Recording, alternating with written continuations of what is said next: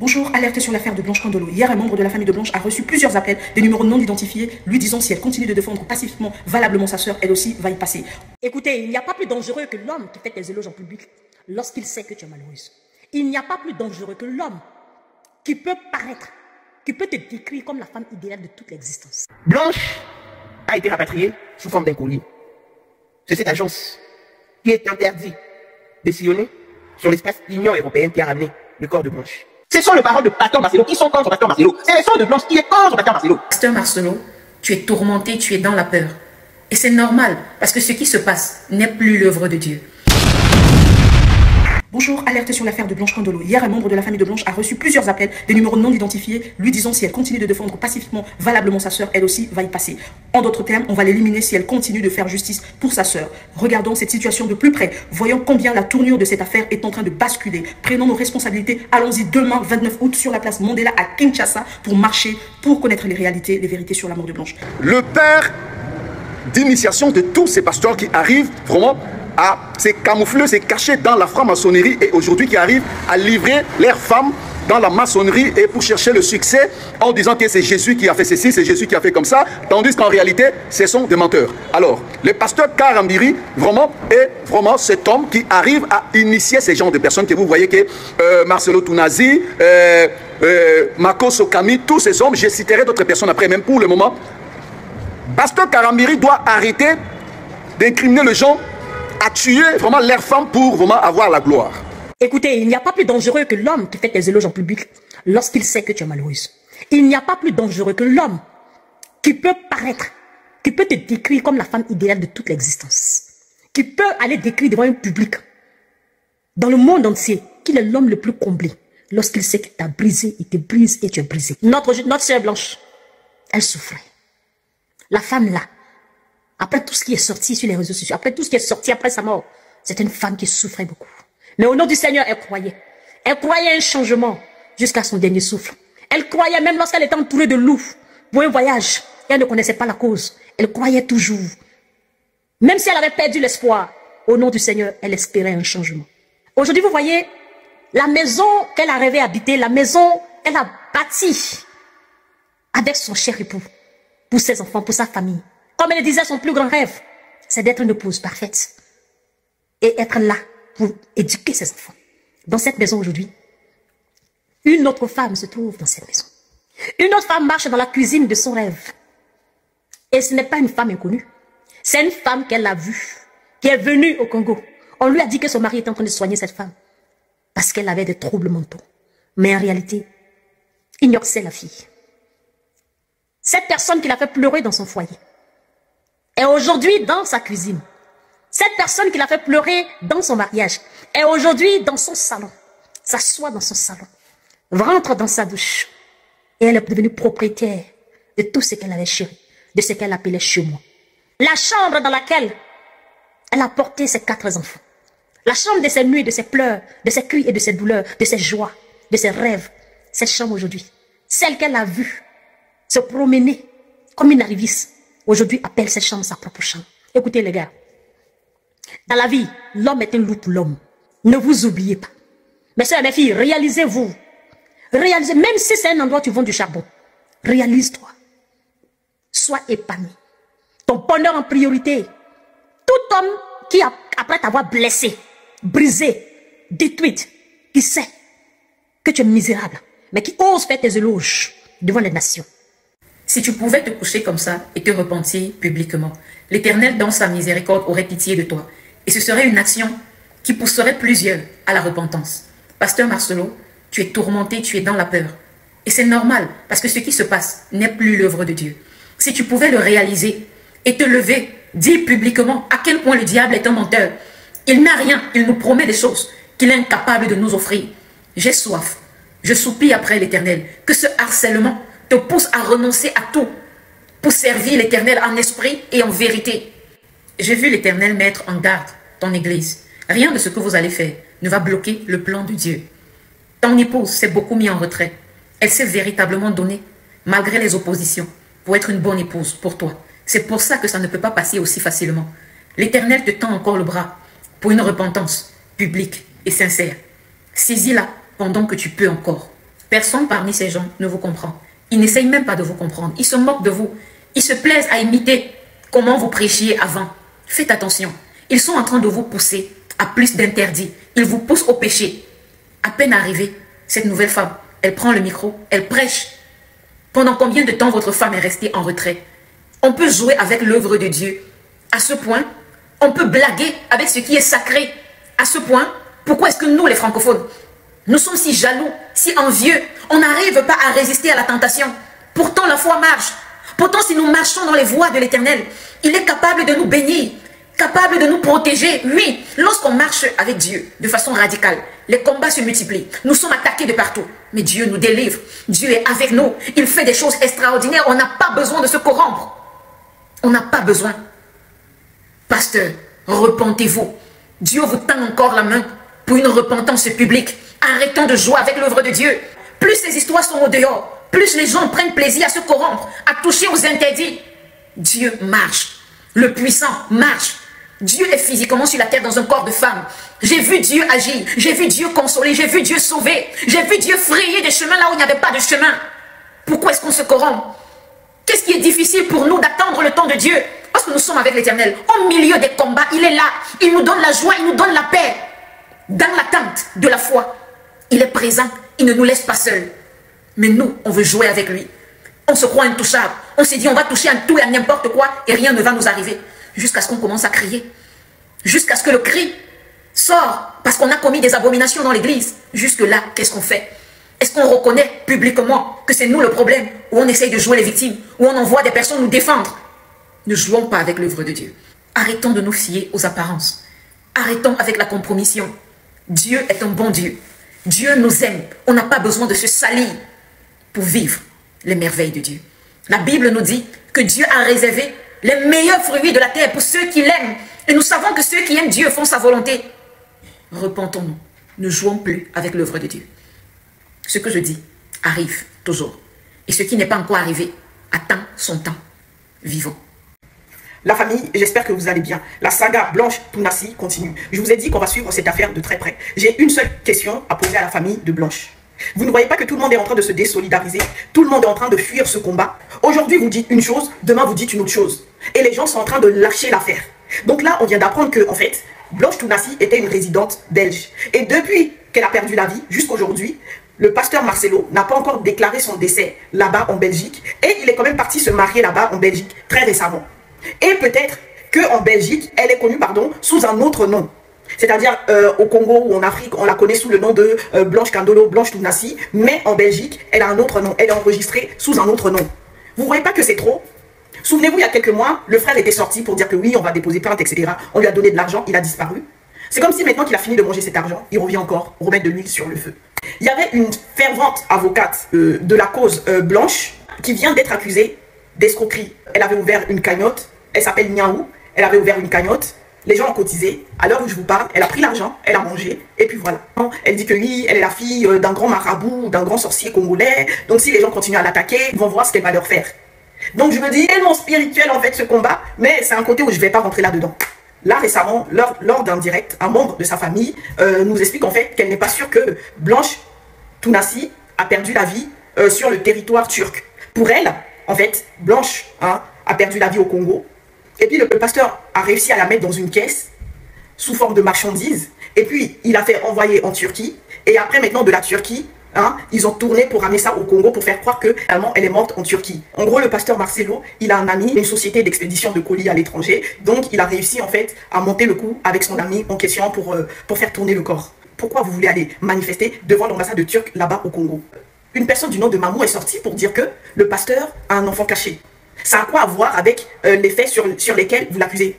Finalement, c'est lui que vous avez envie d'enfermer ou vous avez envie de fermer toutes ces églises. Il faut savoir, la famille ou les parents de Blanche, quand vous voyez ce qui est en train de se passer sur les réseaux sociaux, est-ce que ça vous plaît? Vous êtes en train de salir sa mémoire plus qu'autre chose. J'ai dit on va suivre ça de très près. Et vous, qu'est-ce que vous en pensez? N'oubliez pas de me suivre sur mes réseaux. Le silence pesait sur l'église. Un silence lourd, presque insupportable, un silence qui disait plus que 1000 discours. Là où, autrefois, les chants des fidèles faisaient vibrer les murs, on n'entendait plus que des murmures de doute et des regards méfiants. Le pasteur Marcelo, jadis considéré comme l'un des hommes de Dieu les plus influents d'Afrique centrale, n'était plus ce guide incontesté que les foules acclamaient. Depuis la mort soudaine et mystérieuse de sa femme, Maman Blanche, les ombres s'étaient abattues sur lui, dévorant peu à peu son image et son autorité spirituelle. Les fidèles se souvenaient encore de ses sermons passionnés où il vantait la sagesse, la douceur et la foi inébranlable de sa compagne. « Ma femme est mon pilier », disait-il souvent avec une larme d'émotion au coin des yeux. Alors comment expliquer que cette même femme, dont il dressait l'image d'une sainte, ait trouvé la mort dans des conditions que personne ne comprenait vraiment? Officiellement, il s'agissait d'une opération en Turquie qui aurait mal tourné. Mais les rumeurs, elles, parlaient d'un sacrifice, d'un pacte scellé dans l'ombre pour maintenir son pouvoir, pour agrandir encore son église, pour se hisser au rang de prophète mondial. Dans la salle, ce dimanche matin, une tension glaciale planait. L'homme qui, d'ordinaire, faisait lever les mains vers le ciel, peinait à retenir l'attention. Certains regardaient ailleurs, d'autres chuchotaient entre eux. Et soudain, un fidèle se leva. Ce n'était pas n'importe qui, c'était l'un des amis proches de Blanche, un homme qui l'avait vu grandir, l'avait accompagné dans ses moments de joie et de souffrance. Il prit le micro d'une voix tremblante mais ferme. « Pasteur, permettez que je rende hommage à votre épouse. Elle n'était pas seulement votre femme, elle était une sœur, une amie, une mère pour beaucoup d'entre nous. » Un tonnerre d'applaudissements retentit, mais derrière ses mains qui claquaient, on sentait la colère. Car cet homme, au lieu de se limiter aux éloges, lâcha une bombe au milieu du culte. Et pourtant, comment comprendre que celle que vous disiez aimer plus que votre propre vie soit partie si brutalement, dans un pays lointain, sans que sa propre famille n'ait pu la revoir? Comment expliquer que vous ayez enterré son corps à la hâte, sans veiller à ce que ses frères, ses sœurs, ses proches, puissent faire leur deuil? Un frisson parcourut l'assemblée. Certains baissèrent la tête, d'autres fixèrent Marcelo avec des yeux pleins de questions. Lui, le pasteur, ne répondit pas tout de suite. Il serra les dents, il prit une gorgée d'eau, puis il leva la main. « Frères et sœurs, je comprends vos douleurs. Mais je ne permettrai pas que dans la maison de Dieu, on vienne salir ma réputation avec des insinuations. Ma femme est morte des suites d'une maladie. Point final. » Mais ce n'était pas point final. Car, en dehors de l'église, un autre combat avait commencé. Le frère de Blanche, un homme colérique mais droit, avait juré de ne jamais laisser l'affaire être enterrée comme sa sœur. Chaque jour, il publiait des vidéos. Dans ces vidéos, il accusait Marcelo de mensonges, de manipulation, de meurtre même. « Ma sœur allait bien avant ce voyage », répétait-il. Elle ne souffrait de rien qui méritait une opération si lourde. Pourquoi l'a-t-il envoyée si loin? Pourquoi n'a-t-on jamais vu son vrai certificat médical? Je ne veux pas d'argent, je veux la vérité. Ces vidéos circulaient partout. Dans les quartiers populaires, dans les salons bourgeois, jusque dans les cafés de Kinshasa, les gens en débattaient. Chacun avait son avis. Certains défendaient encore le pasteur, d'autres le condamnaient déjà. Mais une chose était claire, l'aura de Marcelo n'était plus intouchable. À mesure que les jours passaient, la justice s'en mêla. Une convocation fut lancée. Le pasteur Marcelo, l'homme qui remplissait des stades entiers de fidèles, devait désormais s'asseoir sur le banc des accusés. Le monde entier retint son souffle. Comment un homme qui prêchait l'amour, la fidélité et la foi pouvait-il être soupçonné d'avoir envoyé sa propre femme à la mort? La scène du tribunal fut électrique. Des caméras partout, des journalistes prêts à capturer chaque geste, chaque parole. Le pasteur entra, vêtu d'un costume sombre, une Bible serrée contre sa poitrine. Derrière lui, des fidèles pleuraient, chantaient, priaient. Mais devant lui, la famille de Blanche l'attendait, déterminée, brisée mais forte. Le juge prit la parole. « Pasteur Marcelo, vous êtes ici pour répondre des soupçons liés au décès de votre épouse. Vous avez toujours clamé votre innocence. Mais de nouvelles pièces, de nouveaux témoignages, semblent jeter une lumière différente sur cette affaire. Que répondez-vous » Marcelo inspira profondément. Il savait qu'un seul mot mal placé pouvait le condamner, non seulement devant la justice des hommes, mais surtout devant celle de l'opinion publique. Et l'opinion publique, déjà, semblait l'avoir jugé. Le pasteur Marcelo regarda droit devant lui, ses yeux légèrement plissés par la lumière crue des projecteurs qui s'abattaient sur le tribunal. La salle était bondée, fidèles, journalistes, curieux, opposants et même quelques diplomates étrangers s'étaient déplacés. On ne jugeait pas seulement un homme, on jugeait un symbole. Il inspira, posa sa Bible sur la table, et d'une voix ferme, il déclara « Je suis un serviteur de Dieu. Ma vie entière a été consacrée à prêcher l'Évangile, à sauver des âmes perdues, à redonner espoir à des milliers de familles. Si aujourd'hui je suis assis devant vous, ce n'est pas parce que j'ai commis un crime, mais parce que l'ennemi de nos âmes cherche à détruire ce que Dieu a construit. » Une partie de la salle applaudit, l'autre resta figée. Les murmures s'intensifièrent. Le juge, imperturbable, reprit la parole. Pasteur Marcelo, nous n'interrogeons pas ici votre foi ni votre ministère. Nous interrogeons les circonstances étranges qui entourent la mort de votre épouse, connue sous le nom de Maman Blanche. Il feuilleta quelques dossiers, ajusta ses lunettes, puis lut à haute voix. Selon le rapport fourni par l'hôpital turc, votre épouse serait décédée d'une complication post-opératoire. Pourtant, les documents médicaux transmis à sa famille ne concordent pas. D'après ces papiers, elle n'aurait souffert d'aucune pathologie nécessitant une telle intervention chirurgicale. Comment expliquez-vous cette contradiction? Un silence lourd s'installa. Tous les regards se braquèrent sur Marcelo. Ses doigts tapotaient nerveusement sur la couverture de sa Bible. C'était une décision médicale, répondit-il enfin. Je ne suis pas médecin. On m'a dit que l'opération était nécessaire. J'ai fait confiance. Ma seule erreur est d'avoir voulu le meilleur pour ma femme. Mais au fond de la salle, une voix s'éleva. C'était celle du frère de Blanche, le regard rouge de colère, les poings serrés. Mensonge, cria-t-il. Ma sœur allait bien. Elle riait, elle chantait, elle n'avait rien. Et toi, tu l'as envoyée à la mort pour ton pouvoir. La sécurité intervint, mais la tension avait atteint son paroxysme. Les caméras zoomaient sur le visage du frère, ses larmes, sa rage. Le peuple voyait ça en direct à la télévision. Le juge fit signe de ramener l'ordre. Puis, calmement, il déclara « Nous entendrons les témoins. Nous examinerons les preuves. La vérité sortira, d'une manière ou d'une autre. » Flashback, la dernière nuit de Blanche. Pendant que la salle s'agitait, les souvenirs refaisaient surface. Des témoins avaient parlé. L'une des servantes de la maison du couple pastoral raconta devant la presse. La veille du voyage, Madame Blanche était nerveuse. Elle disait qu'elle ne comprenait pas pourquoi on l'envoyait si loin pour une simple opération. Elle répétait « Je ne veux pas voyager, je veux rester ici, près de mes enfants, près de ma famille. » Mais le pasteur insistait. Il disait que c'était la volonté de Dieu, que là-bas elle serait mieux prise en charge. Elle avait les larmes aux yeux. Ce témoignage fit l'effet d'une bombe, car il contrastait avec la version officielle de Marcelo, qui affirmait que Blanche avait elle-même choisi de partir. Un autre témoin, un proche collaborateur, ajouta « Quelques jours avant le départ, j'ai surpris le pasteur en réunion avec des hommes d'affaires étrangers. Ils parlaient de contrats, de partenariats, mais aussi d'un prix à payer. Quand ils m'ont vu, ils ont arrêté de parler. J'ai trouvé ça étrange. » Peu à peu, un puzzle macabre se dessinait. Était-ce seulement une coïncidence? Ou bien y avait-il derrière la mort de Blanche une stratégie calculée, un sacrifice destiné à renforcer l'emprise spirituelle et financière de Marcelo? Le peuple se divise. Dans les rues de Kinshasa, les débats faisaient rage. Les fidèles les plus convaincus disaient « Le pasteur est victime d'un complot. On veut abattre l'homme de Dieu. » D'autres rétorquaient « Non, il faut ouvrir les yeux. Trop de pasteurs utilisent la religion pour cacher leurs crimes. » Les réseaux sociaux s'embrasaient. Hashtag, vidéos, débats enflammés. Chaque jour, l'affaire Marcelo était en tendance. Des journalistes étrangers commençaient même à s'intéresser à ce scandale, voyant en lui un miroir des contradictions de toute une société où la foi et le pouvoir s'entremêlent dangereusement. L'interrogatoire. De retour au tribunal, le juge lança la séance suivante. Il appela à la barre un médecin ayant travaillé à l'hôpital turc. Grâce à la visioconférence, son visage apparut à l'écran. « Docteur, confirmez-vous que l'opération était nécessaire ?» demanda le juge. Le médecin hésita, puis répondit. « À vrai dire, les dossiers envoyés depuis le Congo n'étaient pas complets. Nous avons agi sur la base d'informations incomplètes. Mais je dois dire que, dans l'état où la patiente est arrivée, rien ne justifiait une telle intervention. Elle semblait en bonne santé. » Un brouhaha s'éleva dans la salle. Les regards se tournèrent vers Marcelo.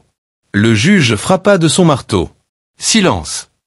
Puis, fixant le pasteur, il lança. « Alors, pasteur Marcelo, si l'opération n'était pas indispensable, pourquoi avoir insisté pour que votre épouse parte en Turquie ?» Le pasteur ferma les yeux, comme pour trouver une réponse en lui-même. Sa respiration devint lourde. Il savait qu'à chaque mot, à chaque justification, il creusait soit son salut, soit sa tombe. Le juge n'avait pas fini sa phrase que la salle éclata de rumeurs, de soupirs et de chuchotements. Le nom du pasteur Marcelo, autrefois prononcé avec respect, résonnait maintenant comme un sujet de scandale. Tout le monde voulait savoir s'il allait enfin répondre sans détour. Marcelo inspira profondément et, fixant le juge, déclara « J'ai agi comme un mari aimant. Oui, Je voulais que ma femme ait les meilleurs soins. Si c'était à refaire, je le referais. Mais ce que je ne comprends pas, c'est pourquoi ma bonté est aujourd'hui transformée en crime. » À ces mots, le frère de Blanche, assis sur le banc des plaignants, éclata de rire nerveusement. Ce n'était pas un rire de joie, mais un rire amer, un rire qui blessait. « Bonté !» cria-t-il. « Ma sœur t'a supplié de ne pas voyager. Tu l'as forcée. Elle avait peur. Et regarde aujourd'hui, elle est sous terre, pendant que toi, tu continues à prêcher et à encaisser les offrandes. » Un silence de plomb retomba. Les caméras fixaient Marcelo, espérant capter une réaction, un geste, une larme peut-être. Mais son visage resta impassible. Il posa ses 2 mains sur sa Bible et se contenta de dire « Dieu est témoin que je n'ai rien fait. » Les révélations de la famille. Le lendemain, le tribunal donna la parole à la famille de Blanche. Sa sœur aînée, vêtue d'un simple pagne noir, prit la parole d'une voix tremblante. « Blanche n'était pas malade, dit-elle. Elle n'avait besoin d'aucune opération. Ce voyage, nous ne l'avons jamais compris. Et depuis qu'elle est partie, nous n'avons vu ni son corps, ni ses affaires, ni même son passeport. Tout a été confisqué. Pourquoi? Qu'avait-il à cacher? » Cette déclaration enflamma encore plus les débats. Sur les réseaux sociaux, un hashtag devint viral, hashtag Justice pour Blanche. Des milliers de personnes exigeaient que la vérité éclate. Certains allaient jusqu'à demander la fermeture pure et simple de l'église de Marcelo. L'église se fissure. Pendant ce temps, dans son église, les fissures se multipliaient. Des fidèles de longue date commençaient à déserter. Certains disaient avoir été manipulés pendant des années. D'autres racontaient avoir donné toutes leurs économies pour l'œuvre de Dieu, alors qu'aujourd'hui ils se sentaient trahis. Un ancien collaborateur du pasteur fit même une vidéo en direct. « J'ai servi cet homme pendant 10 ans.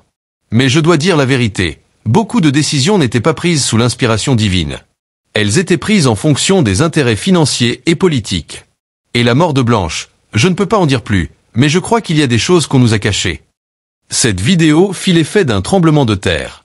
Car elle venait de l'intérieur, d'un homme qui avait été dans le cercle rapproché du pasteur. La presse internationale s'en mêle. Les grandes chaînes internationales commencèrent à envoyer leurs reporters. Des titres chocs apparaissaient.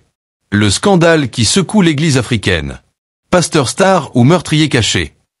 L'affaire Marcelo, foi, argent et sacrifice. Les caméras filmaient les fidèles qui continuaient de défendre leur leader. On veut salir son nom, disait une femme en larmes. Moi, j'ai été guéri dans son église, je crois en lui. Mais d'autres brandissaient des pancartes devant le tribunal. Pas de culte sans vérité, justice pour Blanche. La polarisation était totale. Une lettre mystérieuse. Au milieu de ce chaos, une rumeur circula. Une lettre aurait été laissée par Blanche avant son départ.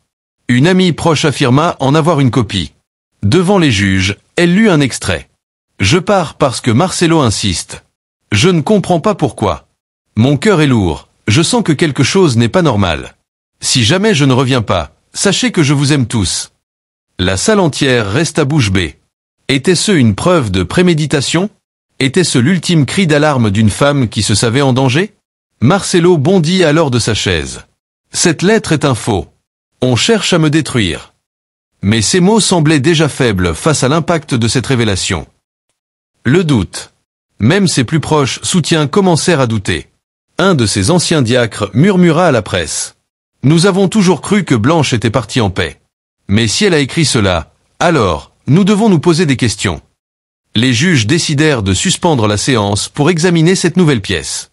Mais le mal était fait. Dans l'opinion publique, Marcelo n'était déjà plus innocent. Dans la nuit du pasteur. Ce soir-là, Marcelo rentra chez lui, épuisé, brisé mais toujours debout. Dans son bureau, il ouvrit sa Bible, mais ses yeux ne lisaient pas. Il entendait encore les cris, les accusations, les larmes du frère de Blanche. Il s'effondra sur sa chaise et murmura. « Seigneur, si je suis coupable, frappe-moi. Mais si je suis innocent, protège-moi. » Ses mains tremblaient. Et au fond de lui, il savait qu'une bataille beaucoup plus grande venait de commencer.